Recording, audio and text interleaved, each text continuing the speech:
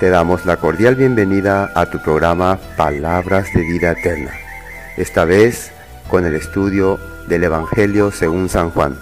Comenzamos con la lectura de hoy.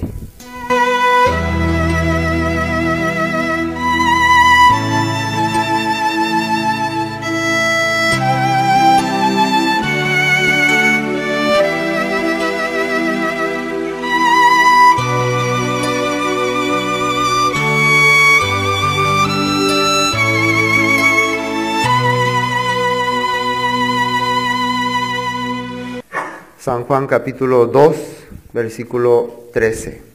Estaba cerca la Pascua de los judíos, y subió Jesús a Jerusalén.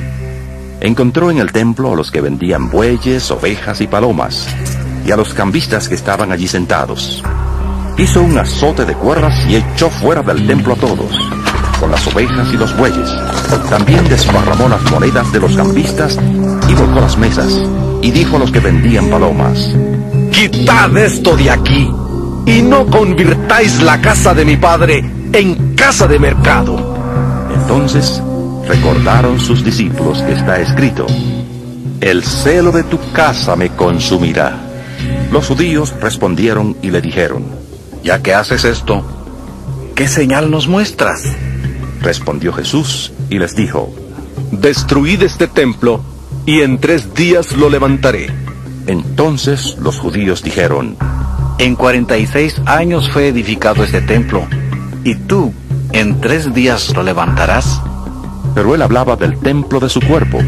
Por tanto, cuando resucitó de entre los muertos, sus discípulos recordaron que había dicho esto, y creyeron en la Escritura y en la palabra que Jesús había dicho. Mientras estaba en Jerusalén, en la fiesta de la Pascua, muchos creyeron en su nombre al ver las señales que hacía. Pero Jesús mismo no se fiaba de ellos, porque los conocía a todos, y no necesitaba que nadie le explicara nada acerca del hombre, pues él sabía lo que hay en el hombre. Aquí vamos a ver que él va a reaccionar. Y creo que es una de las pocas veces que le vamos a ver reaccionar a Jesús. Y vamos a ver por qué reaccionó. Vamos a ver si la reacción de Jesús tiene también, ya que la Biblia dice que haya en vosotros este sentir que hubo en Cristo Jesús, ¿no? Vamos a ver si nosotros también tenemos alguna vez ese corazón de reaccionar de la misma manera que Jesús reaccionó. Si somos igual que Él o no lo somos contrario a Él. Y la tendencia es tener el mismo corazón que Jesús, ¿no? La misma cosa que Jesús le hizo sentir mal en este momento, debería hacernos sentir mal nosotros también cuando llegamos a ese momento. Bueno, capítulo 2, versículo 13. Estaba cerca la Pascua de los judíos, y subió Jesús a Jerusalén, y halló en el templo a los que vendían bueyes, ovejas y palomas, y a los cambistas allí sentados. Una vez más aquí aparece la Pascua de los judíos, que era la fiesta que recordaban ellos en conmemoración a la salida de Egipto. Y para que esto quede, ¿no?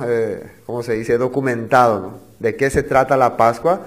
Quiero volver otra vez a leer los versículos anteriores que habíamos leído, ¿no? Para saber exactamente qué era la Pascua para los judíos. Y fíjense que justamente después de haber hecho el milagro de cambiar el agua en vino, aparece la Pascua. El momento en que el pueblo tiene que ser liberado, o la recordación en este caso, de la liberación de la esclavitud de Egipto. Vamos a Éxodo capítulo 12. Como le dije la pasada, el libro de San Juan es un libro más bien profético. Más bien lo que Juan trata de hacer entender a los judíos es el momento profético que él vivió. Y relacionarlo con la Escritura. Ese es el mensaje que le quiere dar. Ustedes se dieron cuenta que Lucas sí iba bien cronológico, porque Lucas hizo una investigación detallada, ¿no? Pero Juan es un escrito profético, un mensaje profético para ir haciéndole pensar al judío acerca de la vida del Mesías. Éxodo capítulo 12, el versículo 14 primeramente, está hablando sobre la Pascua, el tiempo en que los israelitas recordaban la salida de Egipto, el sacrificio del cordero. Y este día os será en memoria y lo celebraréis como fiesta solemne para Jehová durante vuestras generaciones, por estatuto perpetuo lo celebraréis. Si un creyente cualquiera, ustedes hoy le preguntan, amigo cristiano, ¿usted cree en la Biblia? ¿Qué le va a responder? ¿Usted cree en lo que está escrito en la Biblia, es la palabra de Dios? ¿Qué le va a responder? Sí, creo. ¿Usted está convencido de lo que Dios escribió en la Biblia es una palabra para nosotros? ¿Qué le va a decir? Sí, estoy convencido. Bueno, acá ¿qué dice? Este día, ¿de qué día se está refiriendo? El día de la Pascua. Lo será en memoria y lo celebraréis como fiesta solemne para Jehová durante vuestras generaciones, por estatuto perpetuo lo celebraréis. Cuando le empezá a leer eso, no, pero este no es pan para nosotros, esto ya no está más escrito para nosotros, es para los judíos. Así le va a responder. Pues ahí se dan cuenta de la confusión de las personas. Entonces, ¿qué es lo que está creyendo? Lo que quiere creer, cree, y lo que no quiere creer, no cree. Es simple. Acá dice, estará en su memoria, lo celebraréis. Pero ahora, Navidad, Año Nuevo, Reyes Magos, San Juan dice que sí, otra fecha, el Día del Maestro, Carnaval. ¿Estas fiestas están en la Biblia? No, ¿y por qué la gente sí lo celebra con todo corazón? No se olvida, ya falta tanto para Navidad. ¿Cuánto? Falta 2 meses, falta 2 meses no para Navidad. Falta 1 mes para Navidad. Falta 5 días para Navidad. Mañana es Navidad. Así la gente está, ¿o no? ¿Ustedes cómo están cuando es Navidad? Ya llega Navidad, ya llega Navidad. ¿En qué piensan? Comida, regalo. ¿Esa fiesta le mueve al mundo o no? Le mueve al mundo, pero es algo que no está en la Biblia. Entonces cuando vos aparezcas acá con tu fiesta bíblica, ¿qué te van a decir la gente? No está bien en la cabeza, está retrasado. No, pero esto se va a empezar a burlar, a reír, a decirte payaso. Y es por eso que la gente no quiere aceptar lo que dice la Biblia. Porque no quiere quedar en ridículo ante la sociedad, ante las personas. Pero están leyendo, ¿no? Estamos leyendo, ¿no? Esto lo tendréis en su memoria perpetuamente. Versículo 23. Porque Jehová pasará hiriendo a los egipcios, y cuando vea la sangre en el dintel y en los 2 postes, pasará Jehová aquella puerta y no dejará entrar al heridor en vuestras casas para herir. Guardaréis esto por estatuto para vosotros y para vuestros hijos para siempre. Esto es lo más importante. Nosotros y nuestros hijos tienen que guardar este acto, esta fiesta, recordando este día. ¿Hasta cuándo dice aquí? Para siempre, para siempre. Y cuando entréis en la tierra que Jehová os dará, como prometió, guardaréis este rito. Y cuando os dijeren vuestros hijos, ¿qué es este rito vuestro? Vosotros responderéis, es la víctima de la Pascua de Jehová, el cual pasó por encima de las casas de los hijos de Israel en Egipto, cuando hirió a los egipcios y libró nuestras casas. Entonces el pueblo se inclinó y adoró. No deben olvidarse nunca de lo que ha ocurrido aquel día. Que el ángel de la muerte, que no iba a distinguir israelita ni egipcio, pasó aquella noche por encima de las casas, pero no hirió a los israelitas. ¿Por qué razón? Porque estaba pintado con la sangre del cordero. Nada más y nada menos que eso nomás era lo que Dios no quería que se olvide. ¿Sombra de quién era ese cordero? De Jesucristo. Entonces, ¿será que es importante esta fiesta? Sí, es muy importante. Por eso Jesús estaba entrando ahora a Jerusalén para ser el cordero ofrecido realmente por su pueblo. ¿Para qué fue ofrecido este cordero aquella vez? Para liberar al pueblo de la esclavitud de los egipcios de 400 años. ¿Para qué Jesucristo está entrando en el templo? ¿Para qué está entrando para ser el Cordero de Dios? Para liberar al pueblo también de la esclavitud de ¿cuántos años? De muchos años. Vamos a mirar Lucas, el libro de Lucas. Una profecía de un hombre llamado Simeón. San Lucas capítulo 2. Fíjense lo que lo que Simeón había profetizado, para que vayamos compaginando. Versículo 25.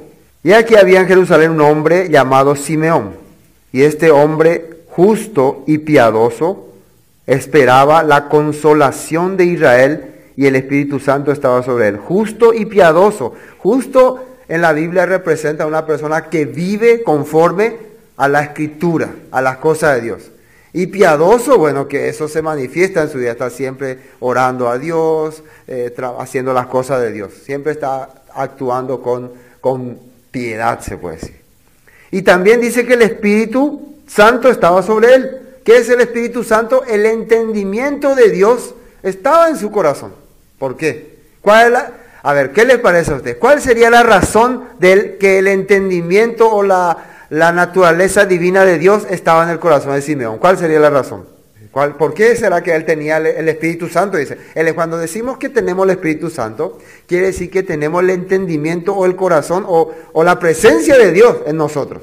¿Cuál sería la razón de que Simeón tenga esto? Porque él era justo. ¿Qué es justo? Alguien que vive conforme a la palabra. Alguien que vivía escudriñando la palabra. No era como sale en las películas, un viejito, un mendigo, así. No era así. Por eso podía entender todas las cosas que ocurrían. Inclusive él ya podía discernir, estamos ya en el tiempo que profetizó Daniel. Que se cumplen los 490 años, las 70 semanas. Estamos llegando en ese tiempo. En el tiempo de Ezequiel, el tiempo del profeta Isaías.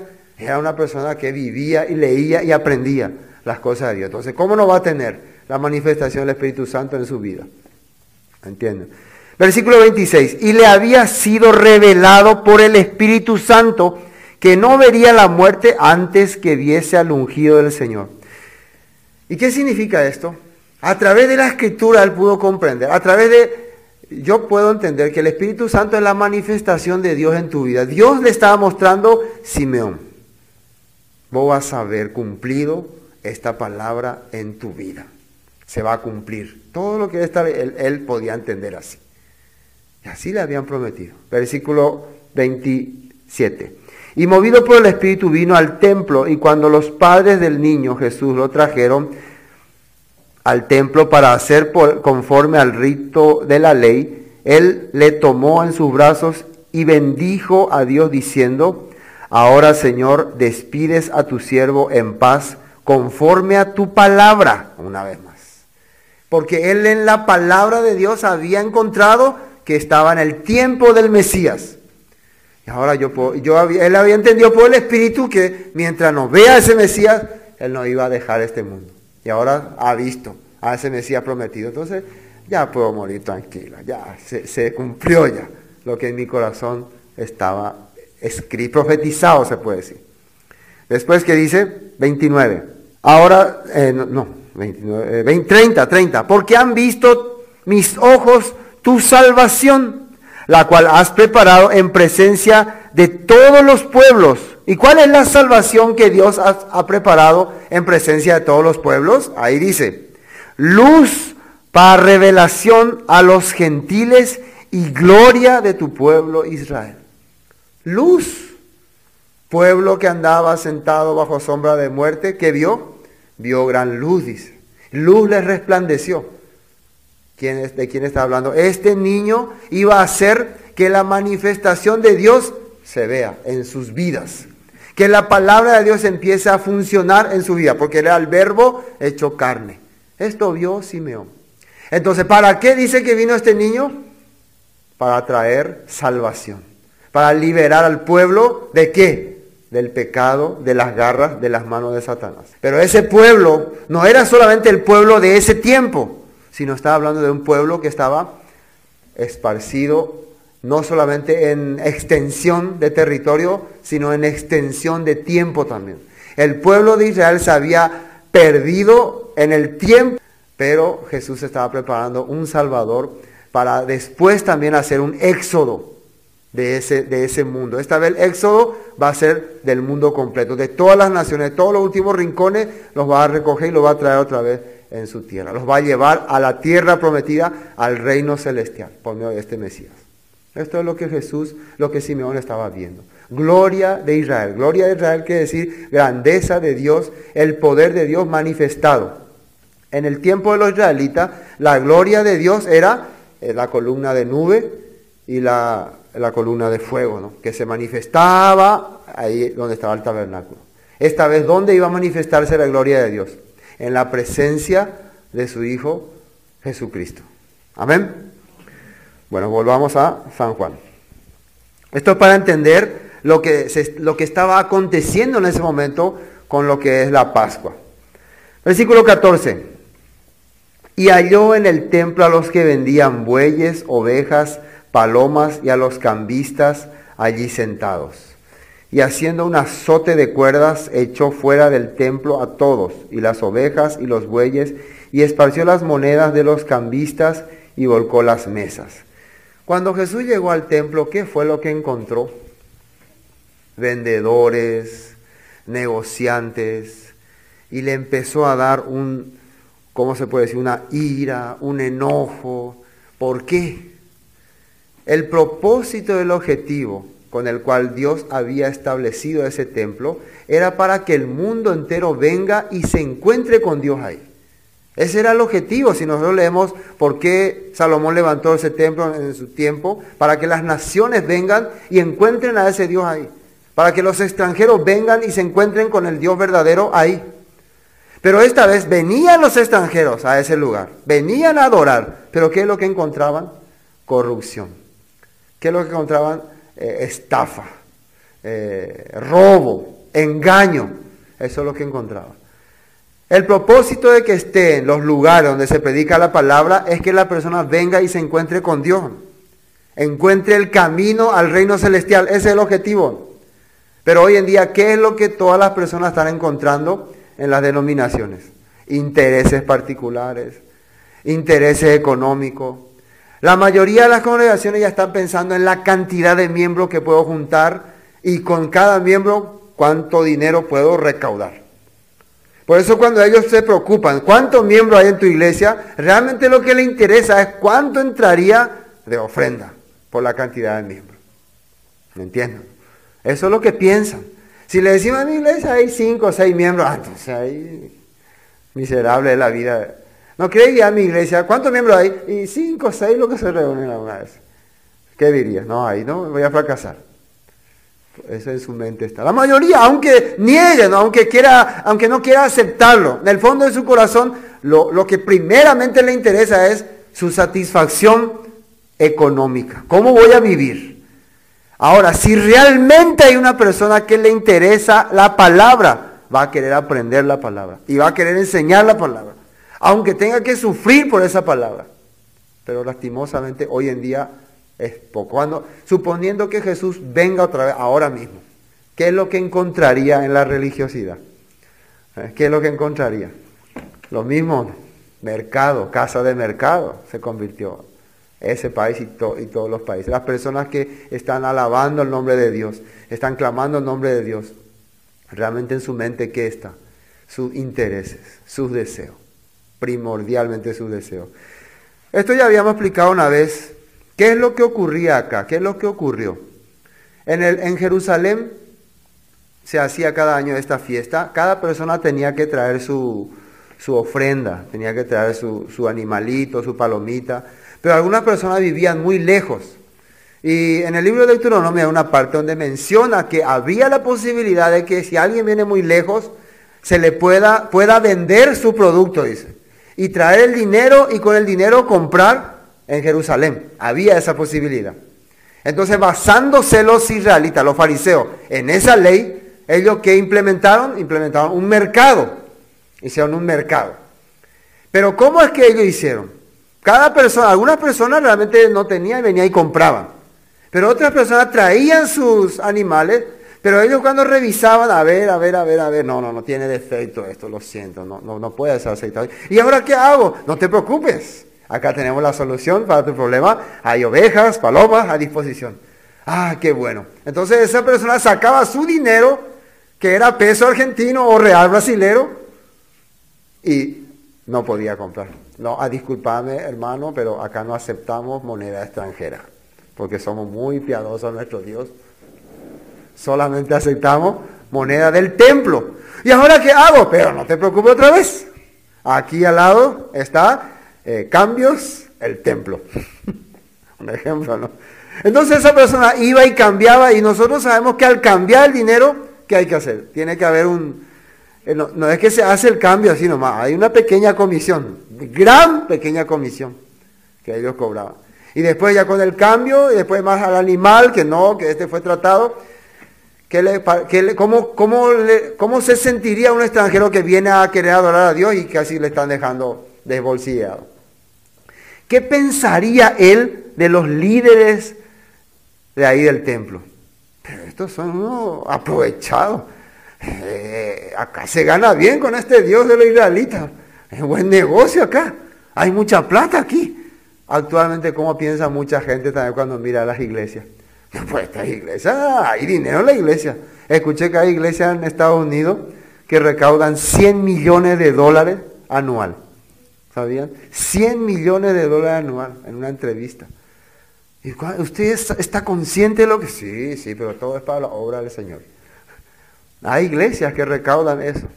Entonces, ¿por qué creen que muchos quieren tener su iglesia y quieren hacer su iglesia y quieren fundar su iglesia y quieren establecer su iglesia? ¿En qué están pensando? Si están viendo que esos otros están haciéndose ricos, entonces todos quieren seguir el mismo camino. Están queriendo hacer riquezas en este mundo.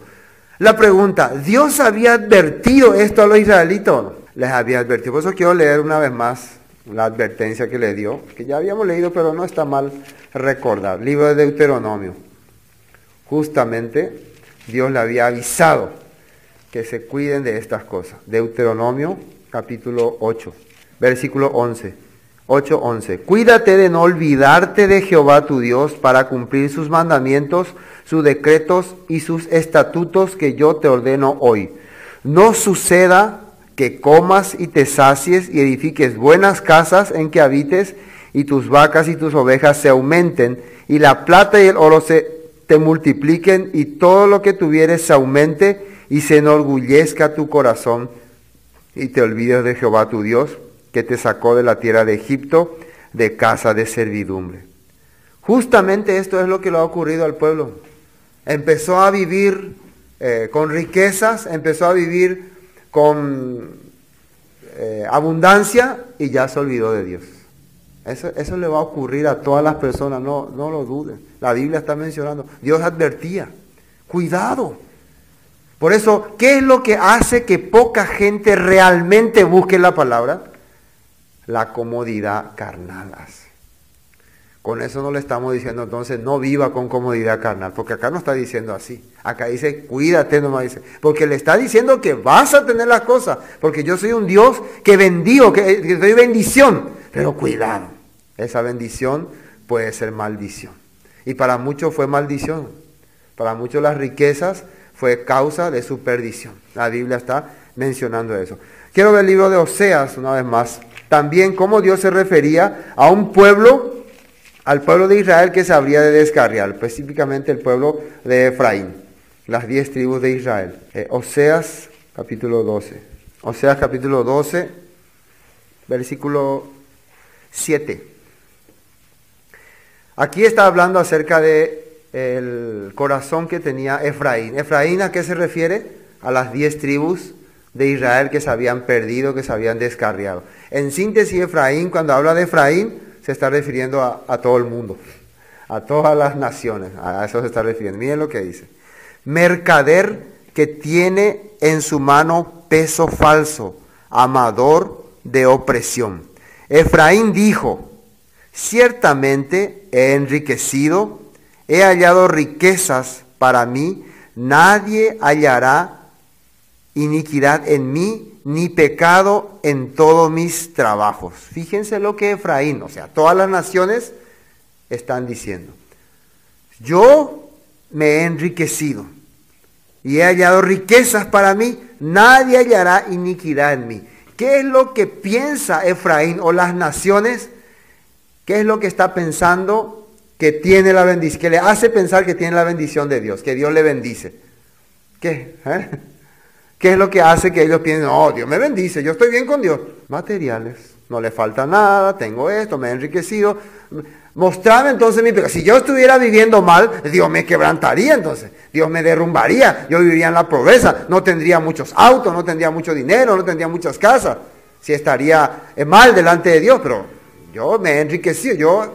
Efraín dice así, dice. ¿Efraín qué representa? Las naciones. Se ha olvidado de su Dios, se ha olvidado del Dios que le dio todas las cosas. Timoteo, vamos a mirar Timoteo. Lo que Pablo también había mencionado. Primera de Timoteo capítulo 6, versículo 9.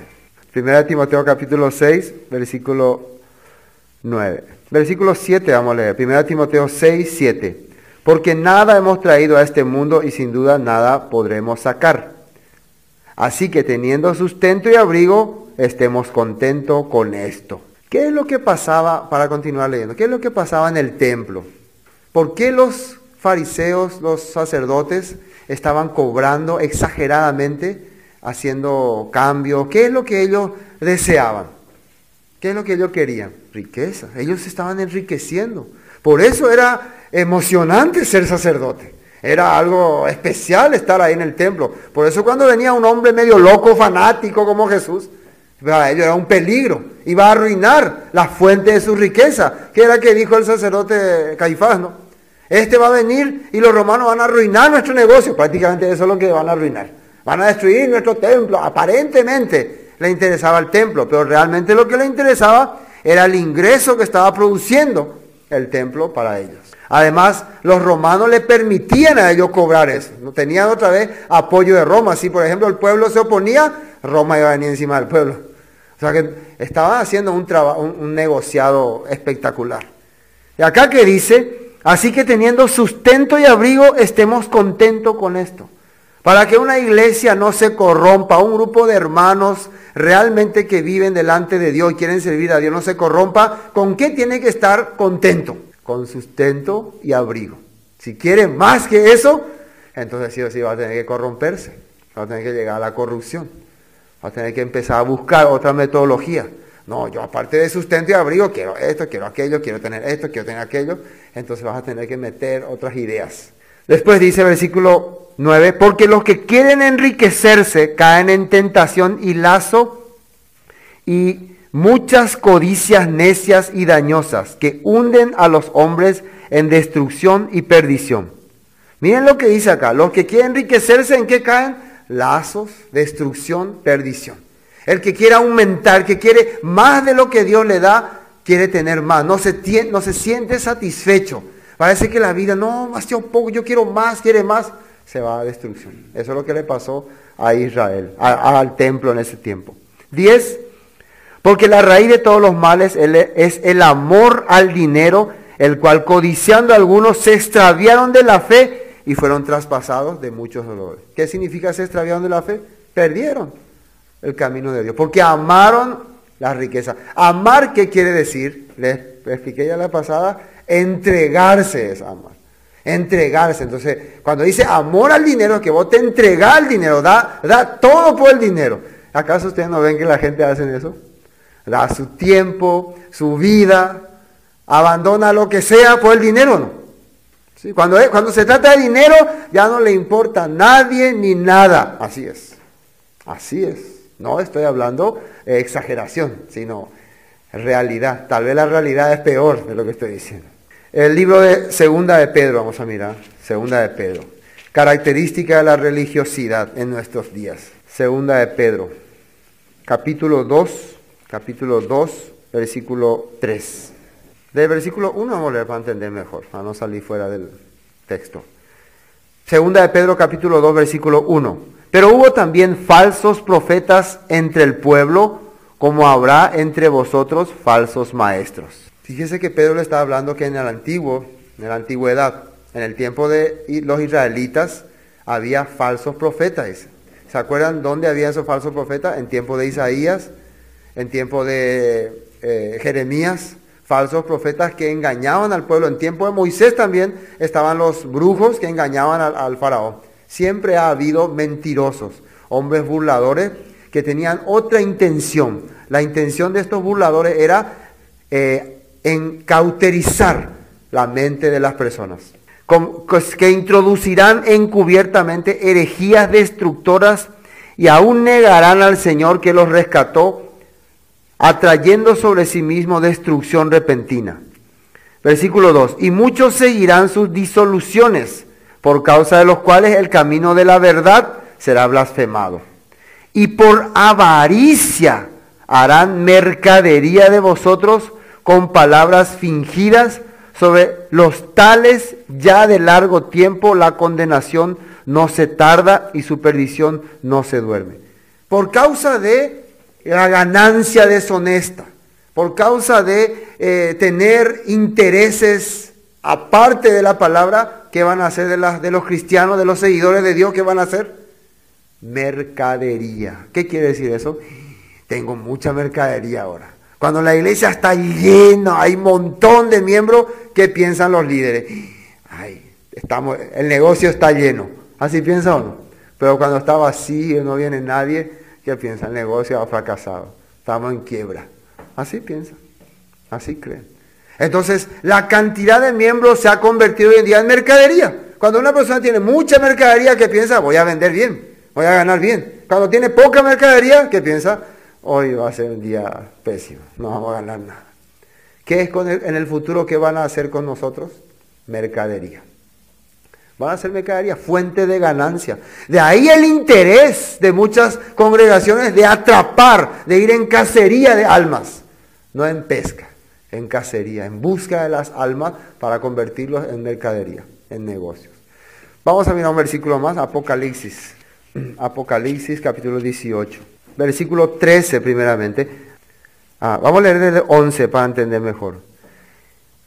18, 11. Y los mercaderes de la tierra lloran y hacen lamentación sobre ella. Se trata de Babilonia, ¿no? Porque ninguno compra más sus mercaderías. Mercadería de oro, de plata, de piedras preciosas. Atiendan bien la mercadería de Babilonia. De lino fino, púrpura, de seda, de escarlata, de toda madera olorosa, de todo objeto de marfil, de todo objeto de madera preciosa, de cobre, de hierro y de mármol. Esas son las cosas que Babilonia estaba teniendo como mercadería. Pero ¿qué más tenía de mercadería? Miren el versículo 13. Y canela, especias aromáticas, incienso, mirra, olíbano, vino, aceite, flor de harina, trigo, bestias, ovejas, caballos y carros, y esclavos, almas de hombres. Esa era su mercadería. ¿De quién estaba hablando? Babilonia la grande, la gran ciudad. Y todos se van a lamentar, dice. Porque cayó la gran ciudad, cayó la gran mentira. De hablar como la gran Babilonia es la gran mentira. Cuando la gran mentira cae, ¿quiénes se van a lamentar? Todo eso que se saciaba, se proveían de esa ciudad, de esa gran mentira. Entonces cuando caiga Babilonia, ya no vamos a poder tener almas de hombres a la venta como mercadería. Por eso hoy está peleando Babilonia para que no sea desenmascarada, descubierta. ¿Entienden? ¿No? Eso es lo que Jesús venía a desenmascarar aquí en Jerusalén. Por eso no le gustaba la actitud de Jesús a los judíos. Volvamos a San Juan capítulo 2. Versículo 15. Y haciendo un azote de cuerdas, echó fuera del templo a todos y a las ovejas y los bueyes, y esparció las monedas de los cambistas y volcó las mesas. Y dijo a los que vendían palomas: quitad de aquí esto y no hagáis de la casa de mi padre casa de mercado. ¿Qué es lo que él vio que habían hecho de la casa de su padre? Casa de mercado. ¿Qué es mercado? Mercadería, negocio. Ya el interés de las personas no estaba más en buscar a Dios ni en servir a Dios, sino en ganar dinero y en obtener riquezas. Hoy en día la mayoría de las personas, cuando quiere ir a una congregación o cualquier lugar donde se hablaba a Dios, su objetivo generalmente ¿cuál es? Bendición, que le vaya bien, que triunfe en la vida, que no tenga mala suerte. Eso no es lo que busca, no busca más conocerle a Dios. Aunque dice que sí, pero no es así. Vamos a ver Isaías, libro de Isaías. ¿Con qué objetivo Dios había preparado el templo? Isaías 56. ¿Encontraron? Isaías 56, desde el versículo 6:56, 6. Este era el propósito por el cual Dios dejó el templo. Ahora van a entender ustedes por qué Jesús cuando llegó al templo se enojó mucho. Él estaba viniendo para ser ofrecido como Cordero de Dios que quita el pecado del mundo, para una vez más hacer que el mundo retorne a Dios, regrese a Dios. Pero ¿qué encontró él? Que estaban haciendo un mercado de la casa de Dios. Y a los hijos de los extranjeros que siguen a Jehová para servirle y que amen el nombre de Jehová para ser sus siervos, a todos los que guarden el día de reposo para no profanarlo y abracen mi pacto, yo los llevaré a mi santo monte y los recrearé en mi casa de oración. Sus holocaustos y sus sacrificios serán aceptos sobre mi altar, porque mi casa será llamada casa de oración. ¿Para quiénes dice ahí? Para todos los pueblos. Dios está diciendo que Él va a aceptar el sacrificio de todos los que vengan a abrazar su pacto. Aunque mucha gente extranjera estaba viniendo para conectarse con ese Dios, para unirse con ese Dios, pero ¿qué es lo que le decepcionaba a ellos? La actitud que veían en los sacerdotes, en los fariseos. No, acá yo no voy a encontrar ningún Dios. Entonces se decepcionaba, eso es lo que decía Jesucristo. Ustedes hacen que mucha gente menosprecie el nombre de Dios con su actitud, con su comportamiento. Hoy en día la misma cosa, esas personas que se hacen llamar hijos de Dios o creyentes en la palabra, son los que muestran una actitud más contraria a las cosas de Dios. Y si es que mucha gente no viene a la palabra, es precisamente por eso, por la vida de ellos. Eso es como para que uno se enfurezca. El versículo 8, dice Jehová el Señor, el que reúne a los dispersos de Israel, aún juntaré sobre él a sus congregados. ¿Cuál es el objetivo de la casa de Jehová? Juntar a los dispersos de Israel, a los perdidos, a los descarriados. Pero con esa actitud que ellos están teniendo, imposible que ellos vuelvan. ¿Se acuerdan que un eunuco vino al templo? No pudo encontrar ahí ninguna clase de ayuda de Dios. No se regresaba, dice, triste, hasta que se encontró con Felipe. Bueno, volvamos a San Juan. Finalmente, ya Jesús se enoja y hace un azote de cuerda y dice, mi casa lo han hecho casa de mercado. Entonces se acordaron sus discípulos que está escrito, versículo 17, ¿no? Capítulo 2 de San Juan, versículo 17. Entonces se acordaron sus discípulos que está escrito, el celo de tu casa me consume. Miren lo que se acordaron los judíos. Está escrito en una parte de la Biblia, el celo de tu casa me consume. ¿Cómo se entendería celo de tu casa? Celo. Al ver Jesús, la actitud de ellos hacia las cosas de Dios, ¿cómo se puede decir? Le viene un enojo, ¿no? Que se molesta. Pero vamos a leer esta parte de la Biblia para entender a qué se refería cuando estaba saliendo esto en la Escritura. Esto está en Salmo 69. Salmo 69. Es importante lo que los judíos entendieron. Se dan cuenta que al ver la vida de Jesús, a ellos ¿qué le viene en la mente? Al ver las reacciones de Jesús, ¿qué es lo primero que los judíos, ¿cómo se dice? Se les presenta en la mente? La Escritura. La Escritura, ese era el objetivo por el cual Jesús vino. Salmos 69. Este salmo fue escrito por el rey David en el tiempo donde él estaba viviendo perseguido por sus hermanos, perseguido por su gente. Vamos a leer, versículo 1. Salmo 69, 1. Sálvame, oh Dios, porque las aguas han entrado hasta el alma. Estoy hundido en el cieno profundo donde no puedo hacer pie. He venido a abismos de aguas y la corriente me ha negado. Cansado estoy de llamar, mi garganta se ha enronquecido. Han desfallecido mis ojos esperando a mi Dios. Se han aumentado más que los cabellos de mi cabeza los que me aborrecen sin causa. Se han hecho poderosos mis enemigos, los que me destruyen sin tener por qué. Y he de pagar lo que no robé. Él estaba esto escribiendo en el tiempo en que era aborrecido por su propio pueblo, por su propia gente. Así él estaba clamando. Versículo 5. Dios, tú conoces mi insensatez y mis pecados no te son ocultos. No sean avergonzados por causa mía los que en ti confían, oh Señor, Jehová de los ejércitos. No sean confundidos por mí los que te buscan, oh Dios de Israel. Porque por amor de ti he sufrido afrenta. ¿Qué está saliendo del capítulo 7? Por amor de ti he sufrido afrenta. Realmente, ¿por qué David tenía tanta dificultad en el tiempo en que él estaba con el rey Saúl, el tiempo que él estaba sirviendo al rey Saúl? ¿Cuál era la causa por la cual le odiaba al rey Saúl? ¿Qué es lo que él hacía? ¿Qué dice en la Biblia? Si alguna vez leyeron, ¿qué es lo que Saúl veía que ocurría con David? ¿Qué dice en la Biblia? El Espíritu Santo estaba con él, dice. Dios estaba con él. Cada cosa que hacía, Dios prosperaba, manifestaba. Y esto no le gustaba a él. Le odiaba. Él decía, ¿por qué me odia? ¿Por qué? Porque el problema era que David se comportaba como una persona conforme al corazón de Dios. ¿Qué quiere decir esto? Cuando una persona empiece a hacer las cosas como Dios quiere, ¿cómo le van a llamar? Fanático, loco, extraño. Eres un extraño.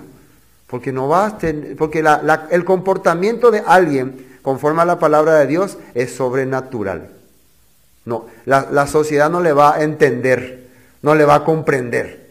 Así ocurría con David. Imagínense David cómo se sentía. Yo estoy haciendo la cosa que Dios quiere, la sociedad me aborrece, el pueblo me odia. Versículo 7, porque por amor a ti he sufrido afrenta, confusión ha encubierto mi rostro. Extraño he sido para mis hermanos y desconocido para los hijos de mi madre. ¿Cómo le llamaban a él? Extraño. Hay algunas personas que pensaban en aquel tiempo que David no era un verdadero judío.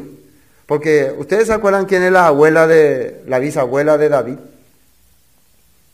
¿Quién era? Ruth.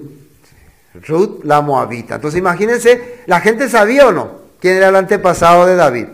¿Qué es lo que vas a decir si vos descendés de una moabita? Vos no sos ni buen judío. Entonces le consideraban un extraño. Por eso cuando Saúl estaba gobernando, él hacía que el pueblo le persiga a David. Todos perseguían a David. Entonces, ¿cómo se sentía? Soy un extraño. Pero ¿quién era el hombre que tenía el corazón de Dios según la Escritura? David. Pero el pueblo, ¿cómo le veía? Como un extraño, como un desconocido. Por eso inclusive, ¿dónde se fue David a vivir en aquel tiempo? ¿Dónde se fue a vivir? Con los moabitas. Ahí se fue a vivir, ¿o no? Con los moabitas, con los filisteos. Él vivió con ellos. Él andaba con ellos. Qué extraño. Ahí ellos le recibieron, inclusive él iba a venir a pelear con el ejército de los filisteos contra Saúl. ¿Sombra de quién es la vida de David? Sombra de Jesús. A Jesús también la han menospreciado. Cuando Jesús viene y reacciona así en el templo, toda la gente cómo le mira. ¿Cuándo está por ahí? Este se ha vuelto loco. ¿Qué es lo que le pasa? ¿Por qué no se ubica? ¿Por qué no se pone? ¿Qué es lo que tiene en su cabeza? Porque Jesús, ¿qué venía a manifestar? Venía a manifestar el corazón de Dios, algo que para el pueblo era extraño en ese tiempo. No entendían, porque habían vivido demasiado ya en corrupción. Habían vivido demasiado ya con el corazón sometido al mundo. Por eso no entendían la reacción de Jesús. Pero después de que vieron esta reacción, se le vino esta palabra en su mente, ¿o no? Él está teniendo el mismo corazón que tenía David. ¿Por qué David le aborrecían también? ¿Se acuerdan cuando el filisteo estaba menospreciando al pueblo de Israel? Israelitas cobardes, israelitas gallinas. Vengan pues. Y los israelitas temblando, ¿no? No, ¿quién quiere pelear? Vos, no, yo no. Y cuando David viene, solamente él viene para traer merienda a su hermano. ¿Qué pasa? ¿Quién te trajo acá? Anda a cuidar las ovejitas de tu padre. Así, vos sos pastor, anda a cuidar tus 5 ovejas. ¿Le menosprecia o no? Su hermano. ¿Qué está haciendo acá? Después él escucha. ¿Quién es ese? Israelita. ¿Quién se cree? Se puso furioso David por escuchar a alguien menospreciar al ejército de Dios. El escuadrón de Israel, decía, pero realmente ¿quién era ese escuadrón? ¿Puro gallina o no? Puro miedoso, cobarde. Pero él, ¿cómo habla? El escuadrón de Israel. Yo voy a pelear con ese tipo. En el nombre de Dios voy a ir y voy a derrotarlo. Ese era David. La gente, ¿cómo le miraba? Loco. Loco. Está loco. Un hombre que no parecía normal. No parece normal. Cuando alguien vive conforme a la palabra, ¿va a parecer normal? Loco le van a decir. Este no está bien de la cabeza, se ha vuelto loco. Las muchas letras lo tienen loco, así van a decir, como le decían a Pablo. A Pablo también le llamaban así, ¿o no? Pablo, te volviste loco. Los judíos, los gentiles, todos le llamaban loco, porque no comprendía. Porque, hermanos, la palabra de Dios no es de este mundo, no cuadra con este mundo, es para otro mundo. Por eso cuando uno empieza a recibir el corazón de Dios, va a empezar a ser diferente. Versículo 9. Porque me consumió el celo de tu casa, y los denuevos de los que te vituperaban cayeron sobre mí. Me consumió el celo de tu casa. ¿Qué significa esto? David está diciendo que al ver yo la gente que se burlaba de Dios, la gente que no vivía conforme a las cosas de Dios, sintió que me consumió, puede decir que sintió ¿cómo puedo explicar? No puedo decir ira ni rabia, pero un enojo. Como algo que no puedo aguantar ver que se burlen así de Dios, de las cosas de Dios, que lo menosprecien así. Cosa que en este tiempo la gente le da igual. Se menosprecia la palabra, se niega la palabra, se rechaza la palabra, ni fu ni fa. Es igual. Entonces estamos un poco lejos de ese corazón. Pero Jesús con su vida les estaba mostrando a los discípulos cuál es el corazón de un verdadero hijo de Dios. Al ver el templo lleno de idolatría, lleno de negocio, de comercio, de venta, cómo se burlaban ya de Dios, cómo habían convertido la enseñanza, la palabra de Dios en un mercado, en una mercadería, no pudo evitar el ser consumido, porque el espíritu de Jesús era el mismo espíritu que tenía David. Que era David un hombre conforme al corazón de Dios. Volvamos a San Juan para ir viendo los últimos versículos. Entonces, versículo 17, 2:17, entonces se acordaron los discípulos que está escrito, el celo de tu casa me consume. Ahí está escrito. Entonces, por eso él reacciona así. El pueblo estaba reaccionando así. El pueblo, ¿cómo vivía con esta situación? Asimilado ya. ¿Qué quiere decir asimilado? Ya rapama se recuerda, ya no ñanduveima, ya no sentía más, ya no le parecía más como pecado eso. Pero cuando viene alguien que tiene la esencia de Dios, la manifestación de Dios, no puede evitar de reaccionar.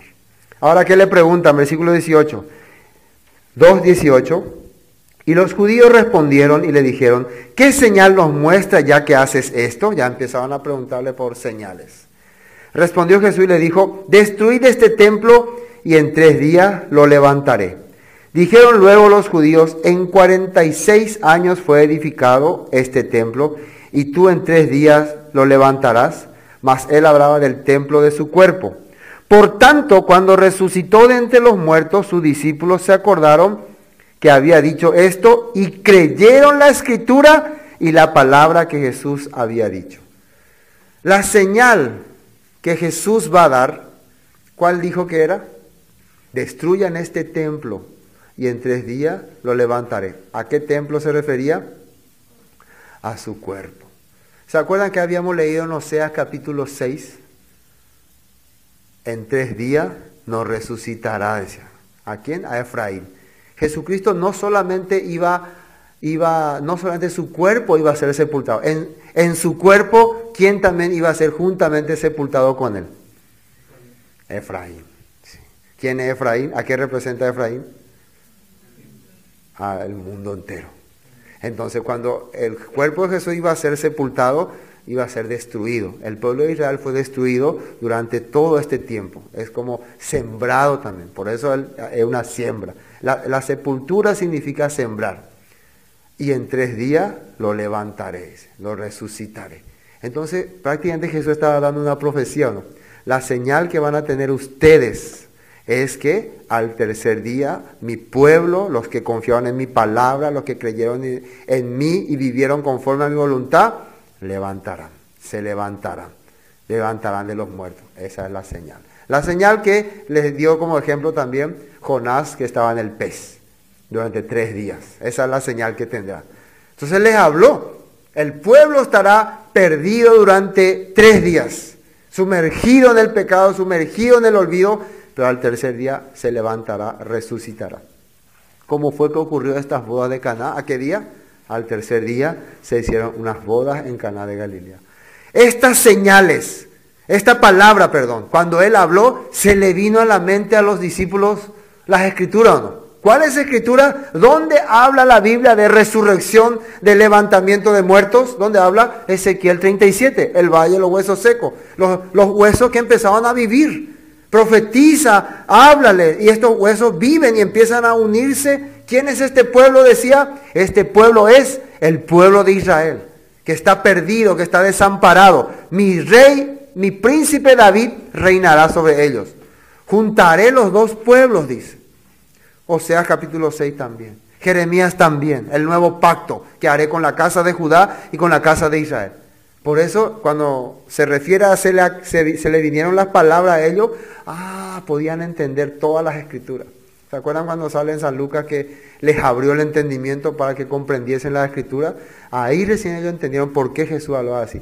En este momento, ellos todavía no captan qué es lo que está hablando Jesús. ¿De qué se referirá?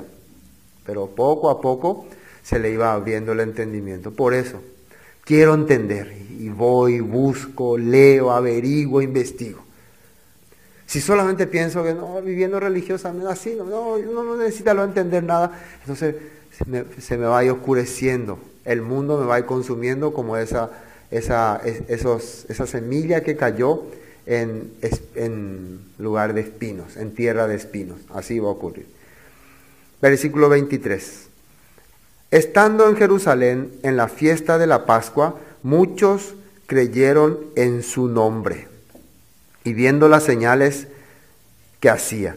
Cuando dice creyeron en su nombre, se está refiriendo que creyeron en su enseñanza, en su doctrina. O sea, en otra parte de la Biblia sale que él enseñaba, ¿no?, su doctrina y la gente se admiraba de él porque hablaba como quien tiene autoridad. Ahora, la pregunta, siempre acá cuando sale muchos creyeron, ¿será que todos entendieron, comprendieron, fueron salvos? Esa es la pregunta. Aquí es lo que prima esto. ¿Qué significa que muchos? Y muchos escuchaban el Evangelio y más de muchísimas personas entendieron el Evangelio, como a las personas les gusta hacer. Y esta vez se reunieron cantidades de personas, 2.000, 3.000 escuchaban el Evangelio. ¿Ya entendieron todo ello? ¿Qué dice acá el siguiente versículo? Pero, ¿se dan cuenta que primero habla es como una exaltación, ¿no? Muchos creyeron en su nombre y hacían muchas señales, qué bien, aplauso para Jesús. Pero el siguiente versículo que dice, pero Jesús mismo no se fiaba de ellos porque conocía a todos. ¿Qué significa no se fiaba de ellos? Él no creía. No, estos parece nomás que están creyendo.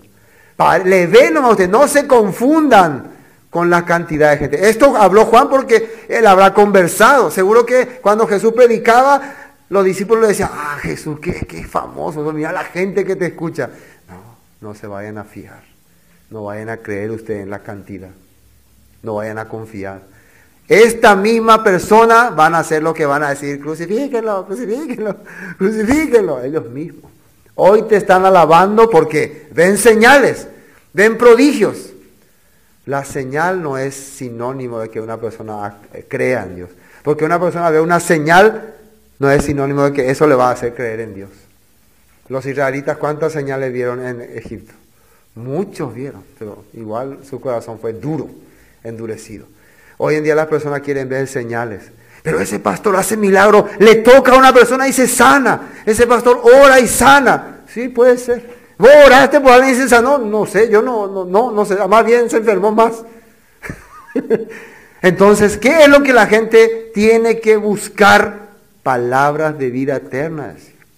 No se fiaba de Dios porque le conocía. Después dice, y no tenía necesidad de que nadie le diese testimonio del hombre, pues él sabía lo que había en el hombre. ¿Qué significa esto? No necesitaba que le digan, Jesús, cuidado, ese señor es terrible. No necesito que me digan cómo son ellos, yo les conozco. Jesús no necesita que nosotros estemos queriendo justificarnos delante de Él. Él nos conoce bien o no. Nosotros ante los hombres queremos justificar, no, pastor, yo me interesa la palabra, quiero la palabra, solo que, sí, ante los hombres sí, pero ante Dios uno puede justificarse.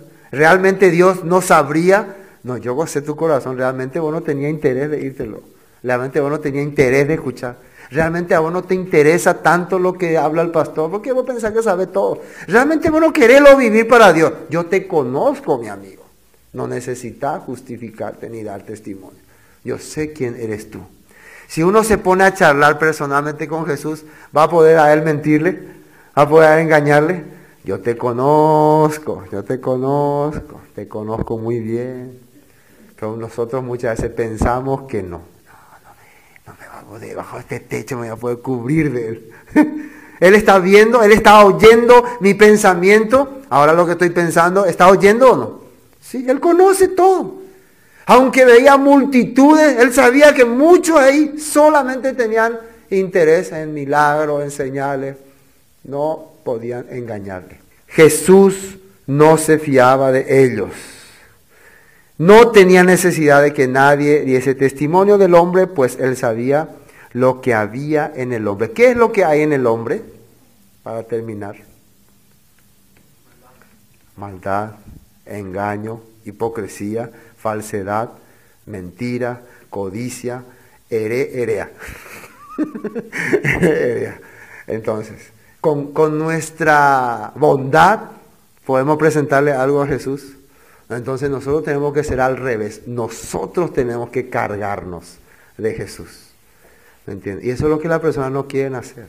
Nosotros tenemos que vaciar nuestro corazón y cargarnos de su enseñanza.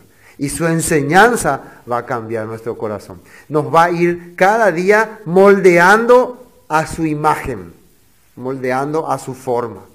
Y ahí recién nuestro cambio de vida va a demostrar que realmente hemos entendido su palabra. Nuestro testimonio no sirve. Con eso ya le decimos todo. Así que no, yo voy a testificar la obra de Dios en mi vida. No sirve, de balde. De balde quieren dar grandes testimonios. No necesitan. ¿Por qué? Dios sabe si esa persona cambió o no cambió. Él sabe perfectamente. Amén. Bueno, ya está aquí. Vamos a orar para terminar.